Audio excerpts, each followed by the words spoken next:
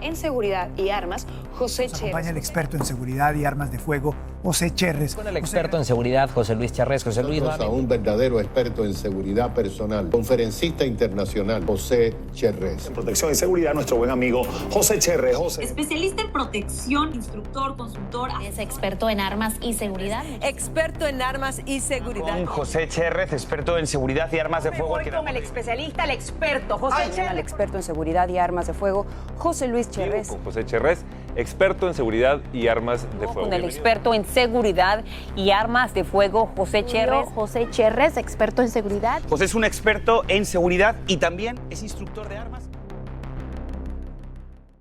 Mi gente, ¿cómo están? El podcast del día de hoy es sumamente interesante, un poco difícil conseguir a mi invitada, pero este podcast, como lo vieron en la imagen y lo ven en el título, es sobre el Tren de Aragua. ¿Y quién mejor que invitar a Rona Rizquez? ¿Cómo estás, Rona? Gracias por aceptar mi invitación. Hola, ¿qué tal? Gracias a ti por la invitación. Es un gusto poder conversar contigo en este espacio. Gracias por la invitación, gracias por aceptar la invitación y también fue difícil poderla ubicar. Déjeme decirle que tuve que mover cielo y tierra para poderla ubicar y también porque ella es autora de este libro, que abajo en la descripción va a estar el enlace para que todos lo puedan comprar. Me llegó hace 2 días y ya voy por la página 70 como de 300 páginas. Voy por la página 70, me lo he estado comiendo enterito este libro, sumamente interesante de la vida real. Me siento también identificado porque yo estuve en la cárcel y muchos de mis seguidores, muchos de ustedes saben que estuve en la penitenciaría en Ecuador por 27 días y por eso también está mi libro por ahí. Pero al ver este trabajo de parte tuyo, Rona, que sinceramente es arriesgado, es fuerte y este es un trabajo, o sea, un trabajo real. Háblame, por favor, sobre tu libro. ¿Qué es el Tren de Aragua? Bueno, el Tren de Aragua es una pandilla venezolana que nace en una prisión, nace dentro de una prisión en Venezuela y luego comienza a expandir sus actividades criminales, sus negocios, por decirlo de alguna manera, en Venezuela primero y después en varios países de América Latina, específicamente o principalmente en Sudamérica como Chile, Perú, Ecuador, Colombia, Brasil. Actualmente también hay versiones de que el Tren de Aragua, ya hay algunas aparentes evidencias según las autoridades de que el Tren de Aragua está en Estados Unidos. Rona, estuve leyendo la parte que tú entras a la cárcel, que tú hiciste un súper operativo, te arriesgaste. Cuéntanos brevemente para que todo lo que estoy diciendo está aquí en el libro, que es impactante leerlo, pero quisiera escucharlo de parte tuya y que todas las personas que nos están escuchando y nos están viendo, ¿cómo fue eso? ¿Qué fue lo que sentiste? ¿Qué fue lo que vistes ahí? Mira, para mí era como, sabía que era un riesgo, obviamente, pero para mí era necesario. O sea, yo sentía que no podía terminar de escribir el libro y contar la historia, no solo del Tren de Aragua, porque en realidad el libro cuenta la historia del Tren de Aragua, pero eso es para explicar, es como una, entre comillas, excusa o forma de explicar las dinámicas criminales de las pandillas que estamos viendo hoy en día en América Latina, que han cambiado, que ha habido una especie de quiebre y que yo creo que es importante conocer. Entonces yo decido entrar a la prisión porque me parecía que no tenía sentido publicar el libro si yo no conocía de primera mano lo que pasaba en la prisión, si yo no veía lo que pasaba en la prisión de Tocorón. Por eso decido entrar. Sin embargo, eso implicaba ciertos riesgos en distintos sentidos. No solamente porque allí estaba la base de operaciones del grupo armado y pues uno de sus principales líderes, sino también porque las prisiones venezolanas, precisamente, estaban hasta hace un par de meses controladas por los presos, por lo que nosotros llamamos en Venezuela paranes, que son presos que se convierten en líderes de pandillas que controlan la prisión y que usan las prisiones como base de operaciones. Entonces eso era un riesgo en ese sentido. Por otro lado, también era un riesgo porque quienes custodian en la parte externa de las cárceles en Venezuela es la Guardia Nacional. Y en Venezuela, la Guardia Nacional y otros cuerpos de seguridad, pues en realidad no están para garantizar la seguridad de los periodistas, sino que al contrario, pueden convertirse, en personas que persiguen y que combaten o que obstaculizan el trabajo de los periodistas. Entonces, lo que quiero decir con esto es que el riesgo era doble. O sea, era por parte del grupo armado que controlaba la prisión, pero también por parte de los cuerpos de seguridad, porque no necesariamente les podía agradar que alguien revelara lo que pasaba en esa prisión. Entonces eso fue un poco complicado por esa razón. Sobre la prisión adentro es impresionante, o era impresionante. No sé si la prisión, no sé si tienen conocimiento, pero la prisión fue tomada unos meses después de la publicación del libro, en septiembre de 2023, por los cuerpos de seguridad, y fue desmantelada la estructura que estaba funcionando allí dentro de la prisión. O sea, toda la infraestructura que tenían los presos, que eran piscina, zoológico, estadio de béisbol, canchas deportivas, restaurantes, tiendas de comercio de ropa y de otro tipo de artículos, comercios para la venta de distintos tipos de drogas, motocicletas, armas de todo tipo de calibres. Entonces ellos tenían como una pequeña ciudad dentro de la prisión que administraban los presos, y pues eso fue justamente lo que más me impresionó. O sea, que a veces uno cree que es pura ficción, uno supone que eso pasa en las películas, pero cuando entras y ves que todo está allí, que están las piscinas, que están las motocicletas, porque los presos no, los líderes, bueno, los presos de la organización Tren de Aragua se desplazaban en motocicletas de alta cilindrada dentro de la prisión. O sea, ellos tenían toda una estructura, como efectivamente te digo, como si eso fuera una ciudad.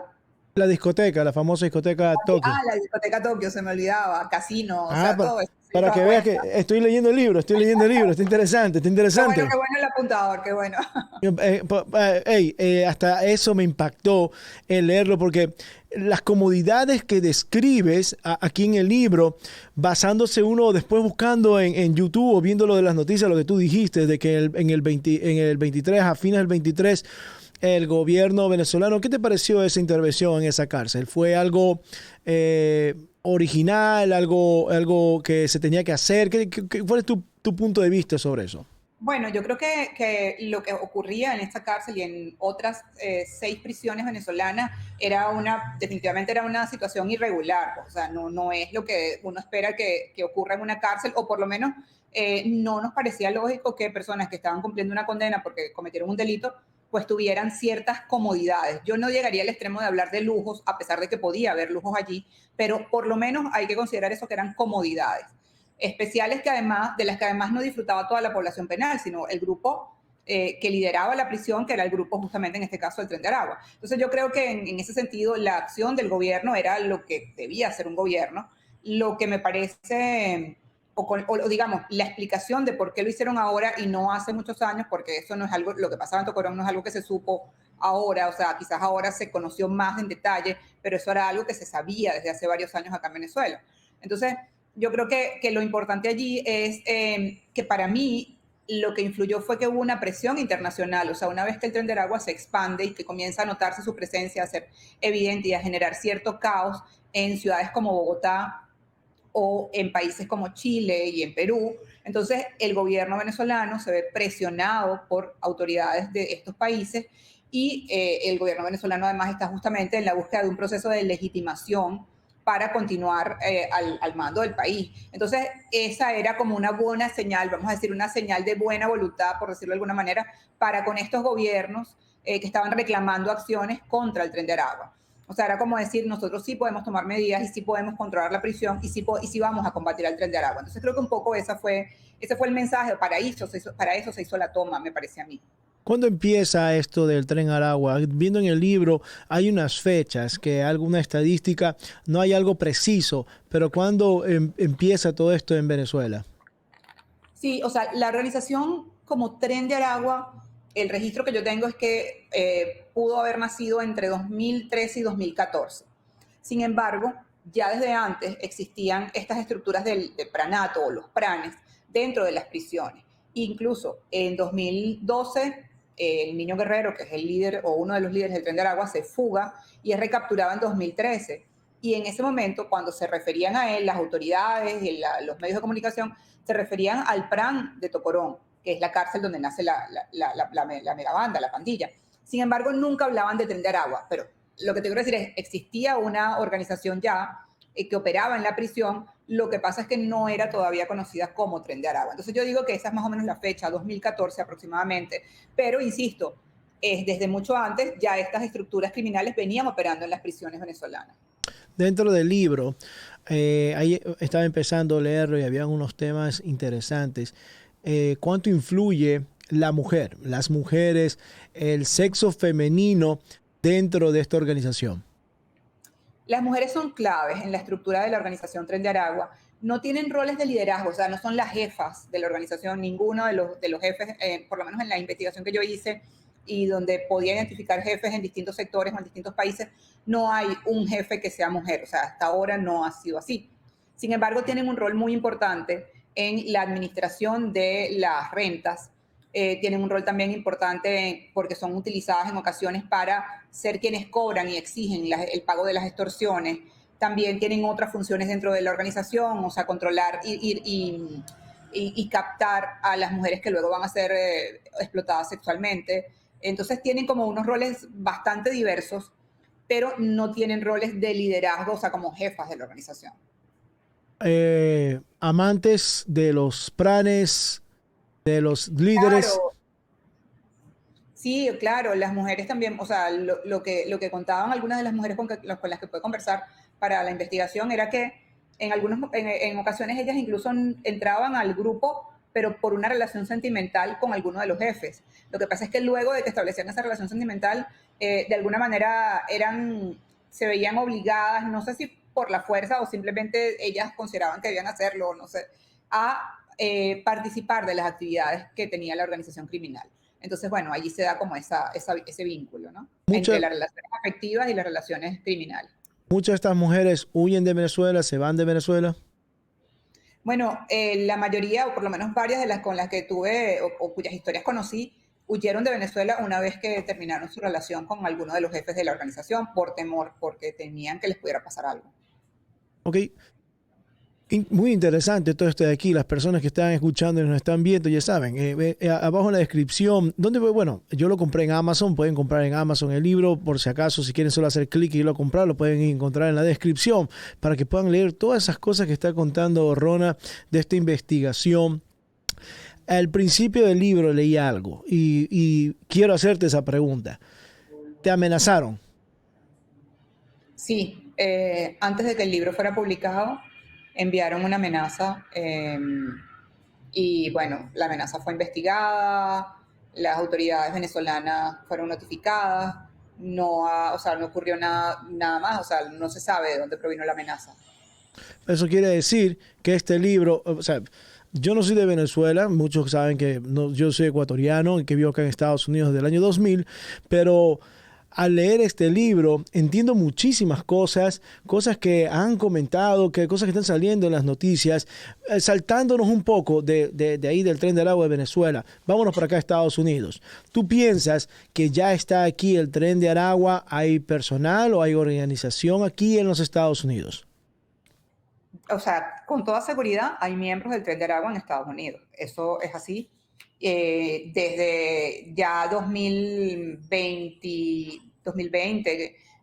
se tenía la versión de que había personas del Tren de Aragua en Estados Unidos y pues esa presencia quizás haya ido aumentando en los últimos, o sea, el último año sobre todo, pero lo que no está claro aún es si estas personas operan como representantes de la organización criminal en Estados Unidos o tienen algún vínculo con la organización criminal.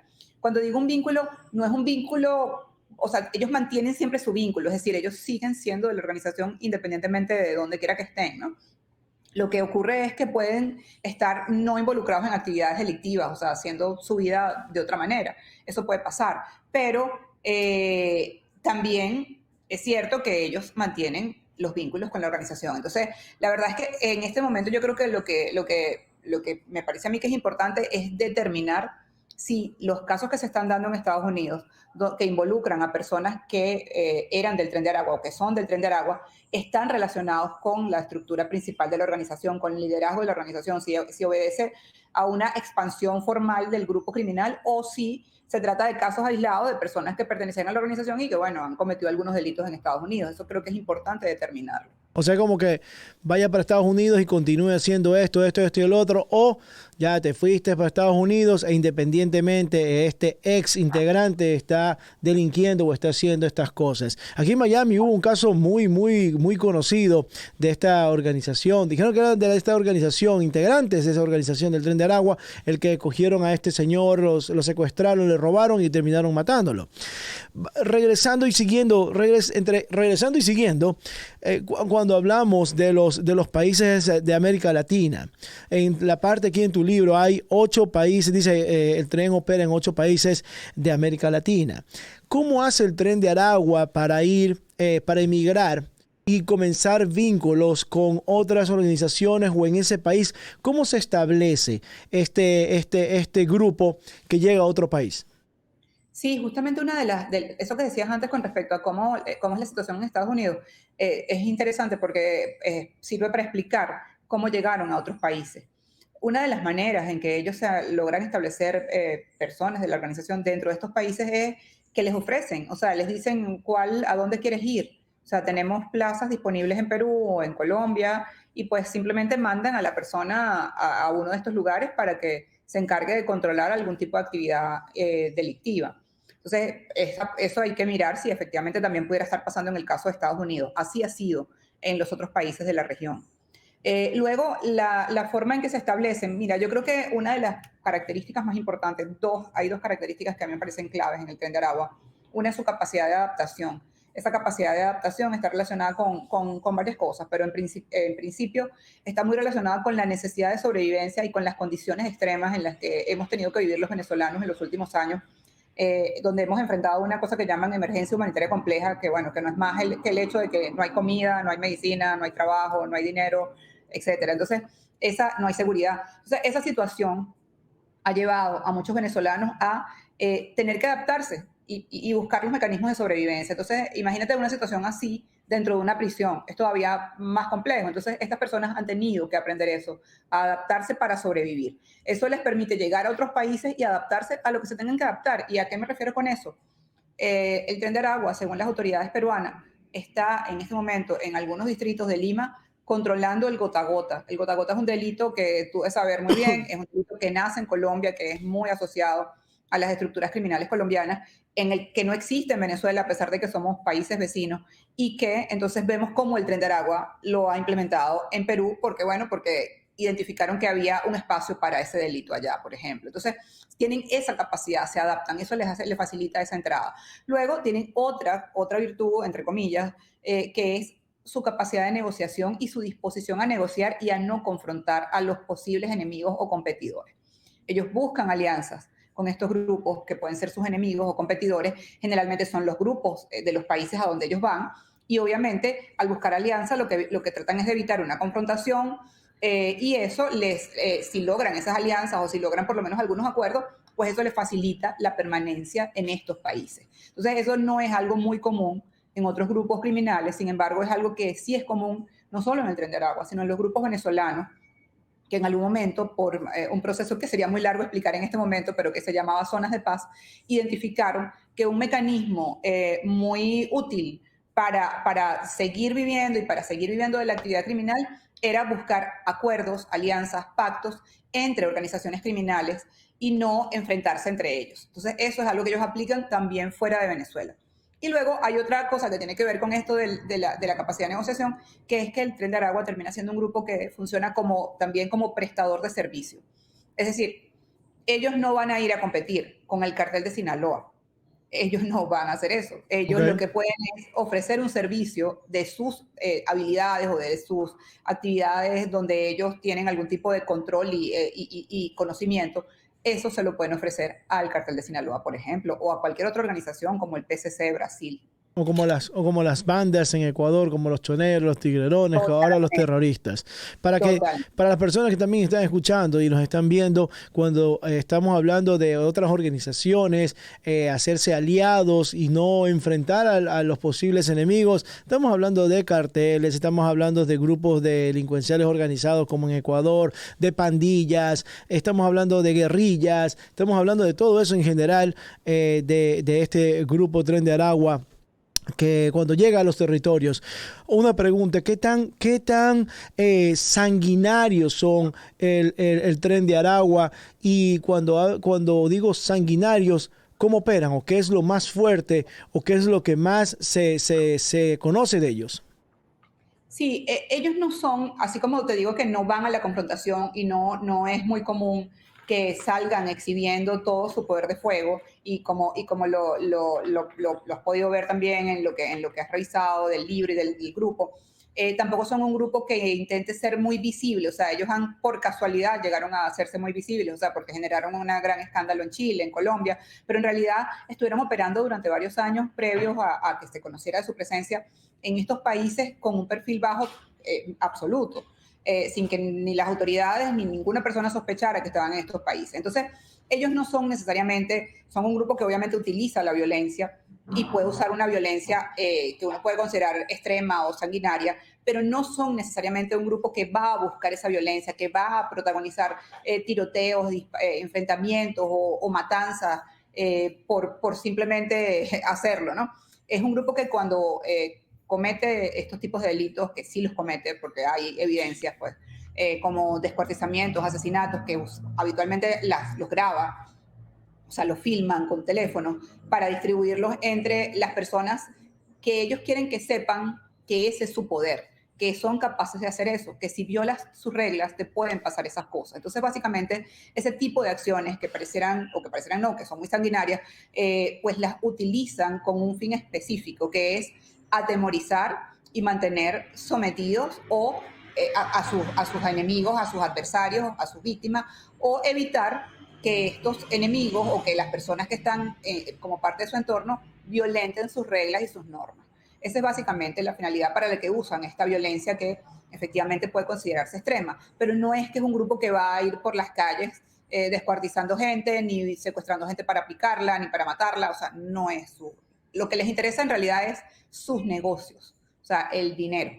Crecer. Una anécdota que acabas de decir, cuando estuve en la prisión en el 2019, para ser exactos, en abril de 2019, marzo-abril, en Ecuador todavía no habían cortado cabezas y habían jugado fútbol o pelota con las cabezas de otros capos o peleas entre ellos, que ya había sucedido en Venezuela.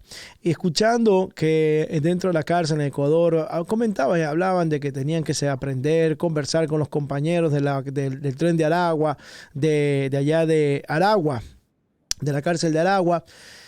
Alrededor de 8 meses después, o casi un año, en Ecuador hubo una gran matanza en la penitenciaría, de la cual cortaron las cabezas y comenzaron a jugar, pateaban las cabezas. Y eso jamás se había visto en Ecuador, jamás. Y toda la gente se sorprendió de lo sanguinario que pudieron llegar a ser. Regresando a lo de el Tren de Aragua en diferentes países, porque se ha visto en Chile y se ha visto mucho ahora en lo que es Perú, sobre el control de la prostitución al mando del Tren de Aragua. ¿Qué nos puedes decir de eso? Es uno de los principales delitos, la trata de mujeres migrantes principalmente, venezolanas principalmente, aunque también puede haber peruanas, colombianas.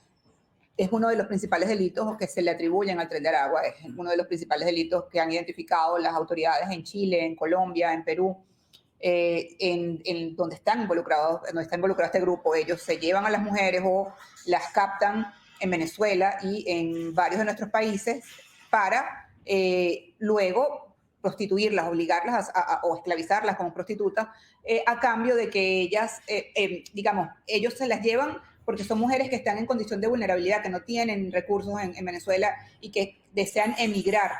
Como no tienen cómo emigrar, entonces el grupo les paga el viaje para luego sacarlas. Necesito un minuto. Ok.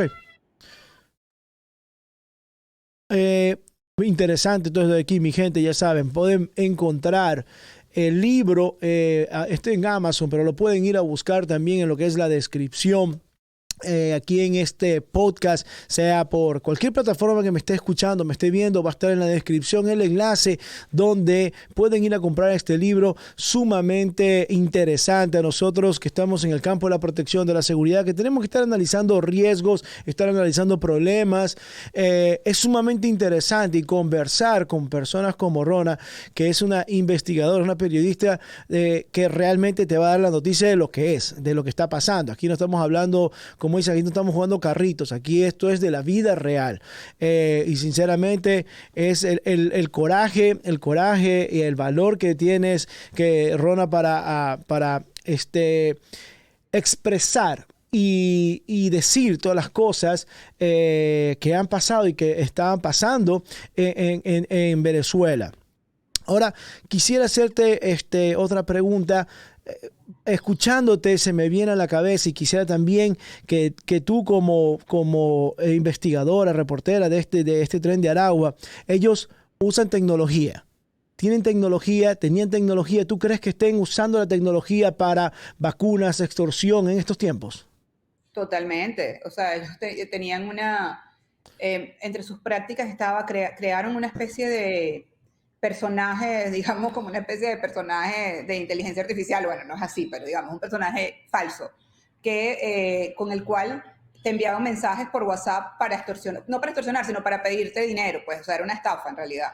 Entonces te mandaban un mensaje diciendo: yo soy María, y como todo el mundo tiene alguna amiga María, alguna prima María, alguna hermana María, qué sé yo, pues entonces soy María, oye, me acaba de pasar un accidente, necesito que me transfieras $20, $100, $50. Y entonces las personas, en medio de la preocupación, ¿pero qué te pasó? Y tal, María, no sé qué, total que las personas les transferían el dinero, y era una estafa que se coordinaba desde la cárcel, pues, o sea, desde Tocorón, entre otras cárceles de Venezuela. Luego hay otra forma de estafa también, que era la venta ficticia de vehículos de alta gama, o vehículos que aquí en Venezuela son bastante demandados, en precios que eran irrisorios en realidad.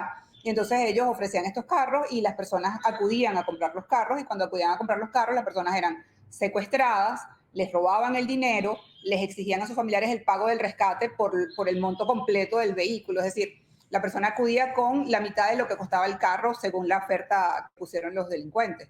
Y entonces, como estas personas decían: bueno, si tú vas a comprar el carro es porque tienes el dinero completo. ¿Dónde está el resto del dinero? Bueno, vamos a pedírselo a tu familia y mientras tú te quedas secuestrado.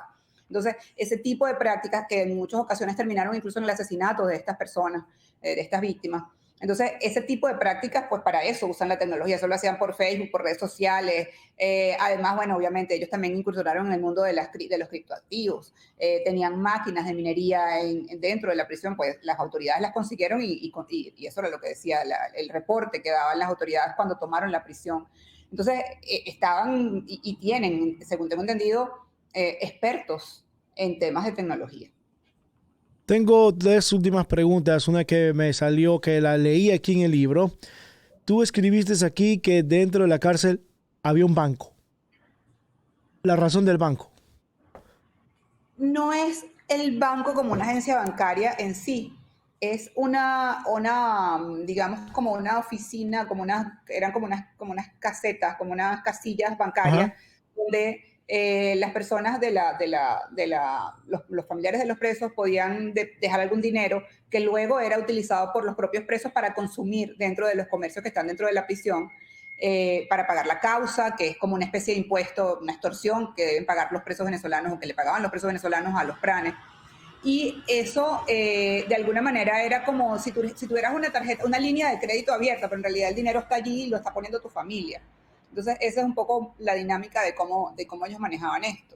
Ok, una pregunta más. El día de ayer, en estos días en las cárceles de Ecuador, bueno, fueron tomadas por este estado de excepción y conflicto interno. Las cárceles fueron tomadas por los militares, pero el día de ayer comenzaron los militares a entregar las cárceles al SNAI, a los guías penitenciarios. Tu punto de vista, tu opinión, ¿eso es bueno, malo, está bien, es parte de un proceso? ¿Cuál es tu opinión como investigadora, periodista, que ya has visto todas estas cosas en tu país? Yo creo que, y es una de las cosas que para mí tiene, o deja el libro, creo yo, y es que yo creo que tenemos en América Latina, por lo menos, no podría decir hablar por otros países, pero en América Latina creo que hay que replantearse el modelo penitenciario que hemos tenido, o los modelos penitenciarios que hemos tenido hasta este momento. O sea, la cárcel como la conocimos nosotros, o como la hemos conocido hasta ahora, definitivamente ya no funciona, ya no sirve para el objetivo para el cual fue creada. Entonces, el hecho de que las cárceles se hayan convertido en las bases de operaciones de los grupos criminales, no solo en Venezuela, sino en varios países de América Latina, incluido Ecuador, es una muestra de eso. El hecho de que las personas que entran a esas prisiones, en lugar de salir para incorporarse a la vida en sociedad de una manera honesta o de una manera para incorporarse al trabajo, etcétera, lo que hagan es convertirse en personas aún más peligrosas. O sea, significa que algo no está funcionando dentro de esas prisiones. No soy de las personas que creen en las políticas de mano dura, creo todo lo contrario. Creo que las políticas de mano dura, como las que hemos visto en el caso de México, en la lucha contra las drogas, en la guerra a las drogas, o lo que hemos visto incluso en Venezuela, que también ha habido una política donde más de 20.000 personas fueron o murieron en presuntas ejecuciones extrajudiciales entre 2015 y 2020. Entonces, esto no acabó con grupos como el Tren de Aragua, por ejemplo. Entonces, lo que quiero decir es que no creo en las medidas extremas de represión, en la mano dura y en la mano policial. O sea, creo que la policía tiene una función fundamental en todos los sistemas y en todas las sociedades, pero creo que los sistemas carcelarios deben ser revisados. Si van a ser entregados a civiles, es decir, a funcionarios de servicios penitenciarios, por ejemplo, tiene que ser persona capacitada. Pero además tiene que haber una depuración en estas organizaciones, porque una de las principales problemas que hemos visto es la corrupción, y la corrupción toca por igual a todo. No está el ejército ni la Fuerza Armada exenta de corromperse, ni las policías, así como tampoco lo están estos funcionarios de sistemas penitenciarios. Entonces creo que en realidad el fondo de esto para mí no es si le devuelven la cárcel a los funcionarios civiles o si se las dejan a los militares. Lo que creo es que el sistema en sí debe ser reestructurado y debe ser depurado, y creo que eso no se ha hecho, y mientras eso no se haga, creo que no va a avanzarse mucho ni en Ecuador ni en ninguno de los países de la región. Una última pregunta para no quitarte más de tu tiempo, que sé que estás muy ocupada. Háblame háblame a mí y a todas las personas que nos están escuchando y nos están viendo sobre Rocío San Miguel. ¿Qué es lo que está pasando con ella? ¿Quién es ella? ¿Qué está sucediendo con ella? Bueno, Rocío San Miguel es una defensora de derechos humanos, es una abogada defensora de derechos humanos, experta en temas militares y de seguridad de Estado. Es una persona para la que creo que todos los que la conocemos tenemos solamente palabras de admiración, de agradecimiento y de respeto.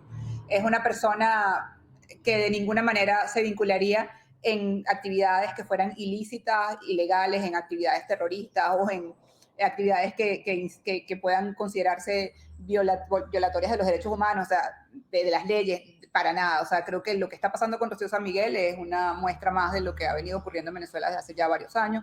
Es una detención arbitraria, es víctima de una desaparición forzada por parte de cuerpos de seguridad del Estado. Fue presentada en tribunales de una manera en la que ella no tuvo acceso, sus abogados no tuvieron acceso a poder defenderla, y ella no tuvo acceso a una defensa como establece la Constitución venezolana. Entonces, creo que hay una serie de irregularidades que se están cometiendo con Rocío San Miguel. Creo que no creo que haya ninguna manera de probar que Rocío San Miguel esté involucrada en alguna actividad ilícita o en una conspiración o en una actividad que pretenda atentar contra la vida del presidente de la República. Creo que pues eso es una medida más de represión, de persecución a quienes defienden los derechos humanos, a quienes defienden las libertades en el país, a quienes promueven la democracia en Venezuela, y pues lamentablemente Rocío San Miguel está siendo en este momento víctima de esta situación terrible. Creo que no debería ser liberada, creo que no, que se comete un grave error, que además se comete una violación gravísima de sus derechos al mantenerla desaparecida, porque hasta no se sabe, todavía no la ha visto su abogado, nadie la ha visto. O sea, se dice que está en un sitio, que está detenida, pero no se sabe. ¿Está detenida ella, su familia, con su familia? Fue detenida ella y luego detuvieron a 4 personas de su familia, o sea, su ex esposo, su hija y sus 2 hermanos. Estas 4 personas fueron liberadas con unas medidas especiales de presentación ante las autoridades y con prohibición de explicar o hablar con los medios de comunicación y comentar públicamente lo ocurrido. Y ella permanece detenida, al igual que su ex esposo, que era un miembro de la Fuerza Armada venezolana. Rona, bueno, no quiero quitarte más el tiempo. Muchísimas gracias por tu tiempo, por haber aceptado esta invitación. Me gustaría hacer más preguntas todavía. Sé que voy por la página 70, como les digo. Sé que cuando siga cuando lo termines, volvemos a hablar, hacemos otro. Así mismo, mi gente, cuando termine el libro, que va a ser en un par de días, porque me estoy comiendo desayuno, almuerzo y merienda, está sumamente interesante, así que lo recomiendo para que lo compren en Amazon. El Tren de Aragua de Rona Rísquez, buenísimo. Oiga, hasta ahora voy y no paro.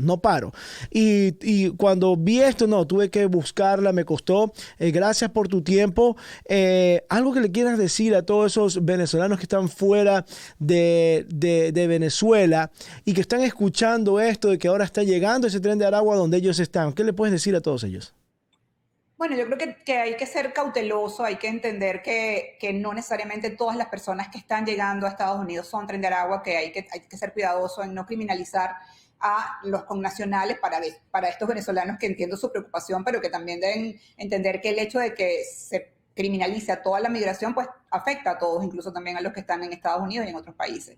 Entiendo que les preocupe, creo que hay que esperar que las autoridades hagan su trabajo, esperemos que las autoridades, en este caso de Estados Unidos, investiguen y determinen con precisión si efectivamente se trata de una avanzada del Tren de Aragua o si son casos aislados. Creo que eso es muy importante de establecer y de identificar. Y creo que, bueno, que las personas igual en el país donde estén, yo creo que va a empezar, el hecho de la reacción de las autoridades estadounidenses va a ser determinante para también inhibir las acciones de este tipo de grupos, porque este tipo de grupos lo que ocurre es que están acostumbrados a la impunidad, están acostumbrados a operar sin que haya en un país donde las leyes realmente no funcionan como deberían.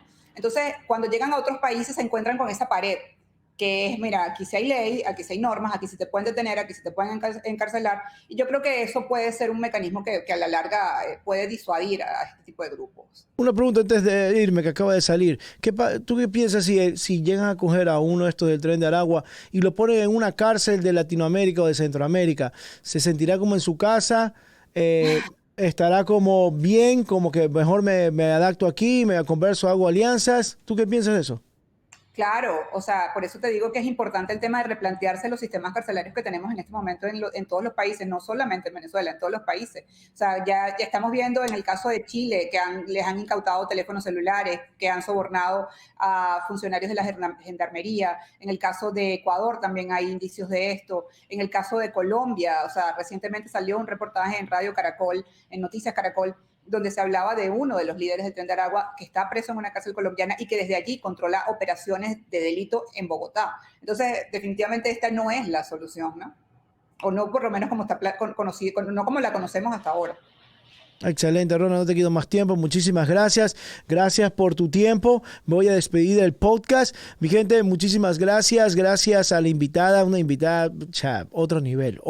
Y cuando termine el libro, ya sabe, vamos a hacer el segundo podcast. Y usted deje sus comentarios, escriba aquí donde me esté viendo por cualquier plataforma, escriba sus preguntas. Voy a estar leyendo, voy a estar supervisando las cosas también. Mi gente, muchísimas gracias. Me retiro y nos escuchamos en un próximo podcast. Ya saben, si quieren buscar el libro, va a estar en Amazon. Está en Amazon, El Tren de Aragua. Rona Rísquez, aquí está la portada y voy a dejar el enlace para que entren, hagan clic y vayan directamente a Amazon a comprarlo. Mi gente, se me cuidan y nos escuchamos en un próximo podcast. Chao.